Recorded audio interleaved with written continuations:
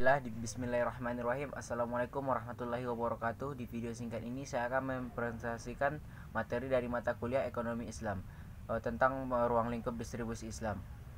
Distribusi menurut pandangan Islam ialah peningkatan dan pembagian hasil kekayaan agar sirkulasi kekayaan dapat ditingkatkan, sehingga kekayaan yang ada melimpah merata dan tidak hanya berada di antara golongan tertentu saja.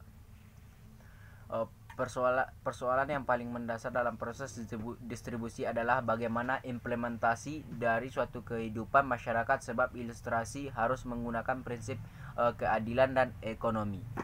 Peran pemerintah dalam hal ini sangat menentukan.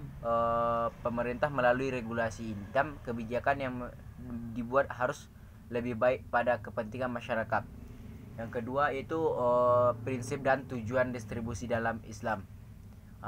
Terbagi juga poin beberapa, yaitu distribusi dalam Islam. Prinsip utama dari sistem ini adalah peningkatan dan pembagian hasil kekayaan agar sirkulasi kekayaan dapat ditingkatkan dan mengarah pada pembagian kekayaan yang merata. Berbagai kalangan masyarakat yang berbeda dan tidak hanya berfokus pada beberapa golongan tertentu. Al-Quran telah menjelaskan prinsip Islam dalam surah Al-Hasyr, yang artinya apa saja harta yang rampasan diberikan Allah kepada Rasulnya yang berasal dari penduduk kota-kota. Kedua, tujuan distribusi pendapatan Islam. Ekonomi Islam datang dengan sistem pendistribusian yang merealisasikan beragam tujuan yang mencakup berbagai bidang kehidupan, di mana tujuan distribusi dalam ekonomi Islam dapat dikelompokkan kepada beberapa poin, yaitu tujuan dakwah, tujuan pendidikan, tujuan sosial, tujuan ekonomi.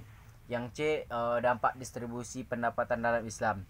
Ketimpangan distribusi pendapatan penyebab melebarnya jurang pendapatan antara masyarakat kaya dan masyarakat miskin, sehingga kemiskinan akan sulit dibatasi dan akan menghambat pertumbuhan ekonomi. Ketimpangan distribusi pendapatan terjadi karena pembangunan yang baik dan mengutamakan pertumbuhan pada pemerataan. Pertumbuhan ekonomi harus dipacu dan meningkatkan pendapatan daerah, kesejahteraan masyarakat, dan poin yang terakhir yaitu instrumen distribusi dalam Islam. Melalui ini, pendistribusian harta kekayaan terjadi dalam bentuk kerja sama antara seseorang yang mempunyai surplus unit dengan mitra kerja yang hanya punya skill, sekaligus punya pihak yang defisit unit dengan terjadinya kerjasama antara syibul mal dengan mitranya dengan sendiri, menjalankan pola distribusi yang adil dan berdasarkan hubungan kemitraan.